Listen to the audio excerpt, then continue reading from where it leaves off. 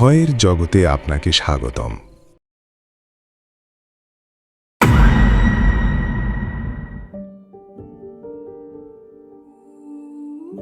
আসসালামু আলাইকুম ভাইয়া, আশা করি আপনি ভালো আছেন।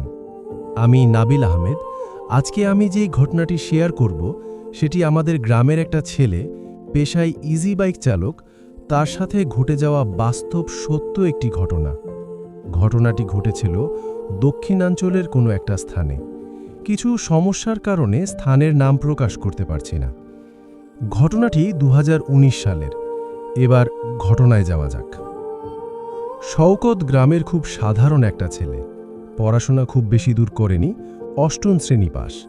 সে জানত তার যা বিদ্যার দৌড়, তাতে বড় কোনো চাকরি জুটবে না। খুব জোর হলে পিয়ন বা দারোয়ানের চাকরি হবে। অন্যের হুকুম মেনে দিন রাত খেটে মাস শেষে যা বেতন পাবে, তাতে শহরে থাকা খাওয়ার খরচ মিটিয়ে বাড়িতে পাঠানো কঠিন হয়ে যাবে। সেজন্য সে সিদ্ধান্ত নেয় চাকরির পেছনে না ঘুরে ইজি বাইক চালাবে। কথাটা তার বাবাকে জানালে প্রথমে একটু ইতস্তত করেছিলেন তার বাবা। বলেছিলেন, এই বয়সে রিক্সা ভ্যান চালাতে ভালো দেখাবে, লোকে কি বলবে। কিন্তু শওকত জানায়, সৎ পথে কামাই করলে লজ্জার কিছু নেই। নিজের গাড়ি নিজেই চালাবে, এতে লজ্জার কি আছে। ছেলের আত্মবিশ্বাস দেখে তার বাবাও আর না করতে পারলেন না। তবে সমস্যা হলো টাকা। ইজি বাইক কিনতে বেশ টাকার প্রয়োজন। তার বাবার জমানো সামান্য কিছু টাকা আর এনজিও থেকে কিস্তিতে ক্ষুদ্র ঋণ নিয়ে অবশেষে একটি পুরাতন ইজি বাইক কেনে শওকত। সে বাইক নিয়ে সকালে বাসা থেকে বের হতো, দুপুরে বাসায় খেতে আসত, বিকেলে আবার বের হয়ে একেবারে রাতে বাসায় ফিরত। সেদিন রাত তখন প্রায় 9:30। শহরে এক প্যাসেঞ্জারকে নামিয়ে দিয়ে গ্রামের উদ্দেশ্যে রওনা দেয় শওকত। গ্রামের প্রেক্ষাপটে এই সময়টা কেবল গভীর রাতই নয়, রীতিমতো নিষুধি। রাস্তার দুপাশে বিশাল বিশাল মেহগনি আর শিশু গাছগুলো অন্ধকারের চাদর গায়ে জড়িয়ে দৈত্যের মতো দাঁড়িয়ে আছে। তাদের ডালপালাগুলো বাতাসের ঝাপটায় এমনভাবে নড়ছে যেন অদৃশ্য কোনো ইশারায় একে অপরের সাথে কথা বলছে। শওকতের ইজি বাইকটা ছিল বেশ পুরনো। মিটারের কাঁটা লালের ঘরে টিপটিপ করছে। ব্যাটারির চার্জ প্রায় শেষের দিকে। যে কোনো সময় ইজি বাইকটা বন্ধ হয়ে যেতে পারে। বাড়ি পৌঁছাতে এখনও প্রায় 6 মাইল পথ পাড়ি দিতে হবে। আর এত রাতে এই নির্জন হাইওয়েতে গাড়ি বন্ধ হয়ে যাওয়া মানে সাক্ষাৎ বিপদ। এসব কথা ভাবতে ভাবতেই বাইক চালাতে থাকে শওকত। রাস্তাটা কুচকুচে কালো, পিচ ঢালা পথটা সাপের মতো একে বেঁকে সামনে এগিয়ে গেছে। মাঝে মাঝে দূর থেকে শেয়ালের হুক্কা হুয়া ডাক ভেসে আসছে, যা নিস্তব্ধতাকে আরও ভারী করে তুলছে। মাইলখানেক আসার পর হেডলাইটের ম্লান আলোয় শওকত অদ্ভুত কিছু দেখল। রাস্তার একটু বাম ঘেঁষে কিছু একটা পড়ে আছে। কাছে যেতেই বুকটা ছ্যাঁত করে উঠল তার। পিচ ঢালা রাস্তার উপর থেতলে পড়ে আছে ছোট্ট একটা বিড়াল ছানা। দলা টাকানো মাংসপিণ্ড ছাড়া আর কিছুই বোঝা যাচ্ছে না। সম্ভবত কোনো বড় গাড়ির চাকার নিচে পিষ্ট হয়েছে। দৃশ্যটা বীভৎস, কিন্তু শওকতের বুকের ভেতর যে বিষয়টা কাঁপন ধরিয়ে দিল, তা হলো মৃত ছানাটার ঠিক সামনে বসে থাকা মা বিড়ালটি। কুচকুচে কালো শরীর, অন্ধকারে মিশে আছে। কেবল হেডলাইটের আলোয় তার চোখ দুটো জ্বলজ্বল করছে। শওকত ইজি বাইকের গতি কিছুটা কমালো। বাইকটা ছানার লাশের পাশে এসে প্রায় থেমে গেল, কিন্তু মা বিড়ালটা একটুও নড়ল না। সে কেবল একবার তার মৃত বাচ্চার দিকে তাকালো, তারপর মুখ তুলে তাকালো শওকতের দিকে। সেই দৃষ্টি কোনো সাধারণ পশুর দৃষ্টি ছিল না। তাতে ছিল এক মানুষের মতো আকুতি, আবার একই সাথে এক আদিম হাহাকার। বিড়ালটা ডেকে উঠল। সেই ডাক শুনে শওকতের মেরুদণ্ড বেয়ে হিমশীতল স্রোত নেমে গেল। ওটা বিড়ালের মিউ শব্দ ছিল না। মনে হলো কোনো সন্তানহারা মা বুক চাপড়ে আকাশ ফাটিয়ে কাঁদছে। কান্নার আওয়াজটা এত করুণ আর তীক্ষ্ণ যে মনে হলো বাতাসের শব্দকেও ছাপিয়ে যাচ্ছে। বিড়ালটা যেন শওকতকে বলছিল, দয়া কর, আমার বাচ্চাটাকে একটু সরিয়ে দাও, এভাবে ফেলে যেও না। শওকতের মনে মায়া হলো। সে ভাবল মৃত ছানাটিকে সরিয়ে রাস্তার পাশে মাটি দেওয়াই মানবিকতা। কিন্তু পরক্ষণেই চোখ গেল মিটারের লাল বাতিটার দিকে। ইজি বাইকের ব্যাটারির চার্জ শেষ পর্যায়ে। এখানে থামালে যদি আর স্টার্ট না নেয়, এই মাঝরাতে জনমানবহীন এই রাস্তায় এসে আটকা পড়বে। তাছাড়া মরা বাচ্চার জন্য দাঁড়িয়ে লাভ কি? যা হওয়ার তা তো হয়েই গেছে। সে দাঁতে দাঁত চেপে অ্যাক্সেলারেটরে মোচড় দিল, একটা ঝাঁকুনি দিয়ে বাইকটা গতি বাড়ালো। একটু সামনে এগিয়ে যাওয়ার পর লুকিং গ্লাসের দিকে তাকিয়ে সে যেই দৃশ্যটা দেখল, তাতে তার শিরধারা দিয়ে ঠান্ডা স্রোত বসে গেল। বিড়ালটা আর কাঁদছিল না, তার সেই হলুদ চোখ দুটো আগুনের ভাটার মতো জ্বলছে। তার মুখটা অস্বাভাবিকভাবে হাঁ করা, আর সেখান থেকে ভেসে আসছে এক হিংস্র গড়গড় শব্দ। শওকত দ্রুত চোখ সরিয়ে নিল। বাড়ি ফিরে গাড়ি চার্জে লাগিয়েই সে সোজা ঘরে ঢুকে পড়ল। কাউকে কিছু বলল না, হাত মুখ ধুয়ে শুয়ে পড়ল। রাত তখন সম্ভবত ৩টে। শওকত স্বপ্নে দেখে সে সেই হাইওয়ের ওপর দাঁড়িয়ে। চারপাশ ঘুটঘুটে অন্ধকার, কুয়াশায় নিজের হাতও দেখা যাচ্ছে না। সে হাঁটছে। হঠাৎ পায়ে কিছু একটা বাধায় নিচে তাকালো সে। নিচে তাকাতেই তার দম বন্ধ হয়ে এলো। রাস্তার ওপর পড়ে আছে একটা মানুষের লাশ, ছিন্ন ভিন্ন, রক্তাক্ত। শওকত ভয়ে ভয়ে লাশটার মুখ নিজের দিকে ফেরালো।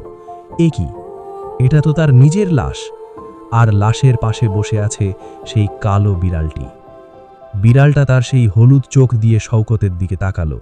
তারপর মানুষের কণ্ঠে বলল, তুই থামিসনি কেন? আমার বাচ্চাটাকে পিচের রাস্তায় কাকচিল দিয়ে খাওয়ানোর জন্য ফেলে রেখে গেলি। আমি তোকে ছাড়ব না। আমার বাচ্চার রক্ত তোর রক্ত দিয়ে শোধ হবে। শওকত চিৎকার দিয়ে বিছানায় উঠে বসল। শরীর ঘামে ভিজে গেছে। পানির জগ থেকে এক গ্লাস পানি খেয়ে সে নিজেকে বোঝালো এটা শুধুমাত্র একটা খারাপ স্বপ্ন। সকালে স্বপ্নের কথা সে তার মাকে বলে। তার মা তাকে বেশি রাত করে বাইক চালাতে মানা করে। 2 দিন কেটে গেল। শওকত ঘটনাটা প্রায় ভুলে গিয়েছিল, কিন্তু ঘটনা এখানেই শেষ হলো না। 3য় দিন সন্ধ্যা থেকে শুরু হলো বৃষ্টি, আর সেই বৃষ্টির সাথে নামল শওকতের জীবনে দুর্যোগ। সেদিন যাত্রী না থাকায় সন্ধ্যায় বাসায় চলে আসে শওকত। বাসায় ফিরে নিজের ঘরেই বিছানায় শুয়েছিল। হঠাৎ করেই প্রচণ্ড জ্বর আসে তার। রাতের খাবারের জন্য তার মা ডাকতে এলে দেখে শওকতের শরীর জ্বরে পুড়ে যাচ্ছে। শওকত তার মাকে বলে বৃষ্টিতে ভেজায় জ্বর এসেছে হয়তো। সারা রাত ধরে মাথায় জলপট্টি দেয় তার মা। সকালে গ্রামের বাজারের এক ফার্মেসি থেকে শওকতের বাবা ওষুধ নিয়ে আসে, কিন্তু টানা 2 দিন ওষুধ খাওয়ার পরেও শওকতের জ্বর কমছিল না, বরং পরিস্থিতি আরও ভয়ঙ্কর হতে থাকে। শওকত জ্বরের ঘোরে প্রলাপ বকতে শুরু করে। রাতে বিছানায় বসে একা একাই বিড়বিড় করত, আর মাঝে মাঝে চিৎকার করে বলতো, মাফ করে দাও, আমি বুঝতে পারিনি। এসব দেখে তার মা খুব চিন্তিত হয়ে পড়ে। জ্বরে কোনো মানুষের এমন আচরণ করার কথা নয়। সে শওকতের বাবাকে বলে নামাজে গেলে সে যেন হুজুরকে বলে বিষয়টা। এশার নামাজের পর হুজুরকে সব ঘটনা খুলে বলে শওকতের বাবা, এবং হুজুরকে তার সাথে যেতে বলে শওকতকে একবার ঝাড়িয়ে দেওয়ার জন্য। রাত তখন 8:30। হুজুরকে নিয়ে বাসায় আসে শওকতের বাবা। হুজুর এসে শওকতের ঘরে ঢুকেই থমকে গেলেন। ঘরের বাতাস অনেক ভারী। শওকত বিছানায় শুয়ে ঘুমাচ্ছে, কিন্তু হুজুর কাছে যেতেই সে ঝট করে চোখ মেলে হুজুরের দিকে তাকায়। সেই চোখ স্বাভাবিক চোখ নয়, মনি স্থির। চোখের সাদা অংশ রক্তজবা ফুলের মতো লাল, আর মাঝখানের কালো মুনিটা বিড়ালের মতো লম্বাটে। হুজুর শওকতের বাবাকে বলেন, চাচা, অজু আছে আপনার? না থাকলে অজু করে 1 বোতল পানি আর সর্ষে আনেন। হুজুরের কথা মতো শওকতের বাবা পানি আর সর্ষে আনলে হুজুর দোয়া পড়ে সর্ষে ছিটিয়ে দিতেই শওকতের শরীর ধনুকের মতো বেঁকে যেতে লাগল। সে ব্যথায় চিৎকার করে উঠল, কিন্তু সেই চিৎকার মানুষের ছিল না, ছিল হাজারটা বিড়ালের সম্মিলিত আর্তনাদ। হুজুর গম্ভীর গলায় বললেন, কে তুই? কেন এই মাসুম বাচ্চার ক্ষতি করছিস? শওকত অদ্ভুত ভঙ্গিতে হাসল, তারপর খ্যাঁসখ্যাঁসে গলায় বলল, ও দয়া দেখায়নি। ও আমার বাচ্চাটাকে পিচের রাস্তায় কাকচিল দিয়ে খাওয়ানোর জন্য ফেলে রেখে এসেছে। আমিও তোকে ছাড়ব না। আমার বাচ্চার রক্ত তোর রক্ত দিয়ে শোধ হবে।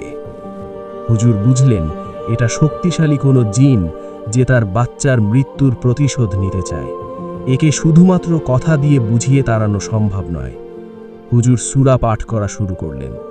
সূরার আয়াত শেষ হবার আগেই শওকত আর্তনাদ করে উঠল, জ্বলে যাচ্ছে, থাম, থাম বলছি।